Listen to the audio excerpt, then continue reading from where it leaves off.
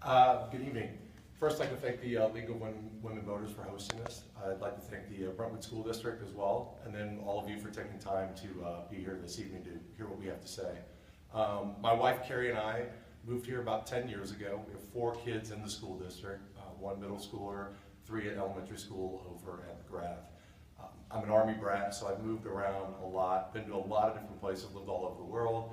I am a product of public school and private schooling. And one of the things that drew us to Brentwood is a couple of things. One, just the close-knit community that we live in. Really, it's fantastic, and I think we all recognize that. 2, there's obviously this thing called location, so here we're at a fantastic location. But 3, the availability or the options of schooling that's available is really second to none. The public school being very central to that. But we also need to recognize that St. Louis's community where private schooling is a big piece of that. And why I say this is it's really, really critical that we recognize the value of having options. And the Brentwood community has phenomenal options that are available to us. At the head of the class are the public schools.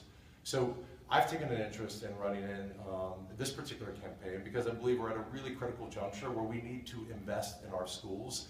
If you go back and look at when these schools were first, the brick and mortars were put back up, it's the 40s, 50s, 60s. It's time for us to reinvest in that. We really need to do that. In order to meet the changing needs of the educational delivery model, we need to have the facilities and the infrastructure in place to go do that. This notion of programming is all directly tied to that. And so what I'd ask is that you give consideration to me, because I feel that I'm very able to articulate the importance of this in a community where there are options. I'm very able to help tell stories, and I'm very interested in the financial stewardship around this. Again, thank you for your time this evening, and I look forward to you all placing your votes.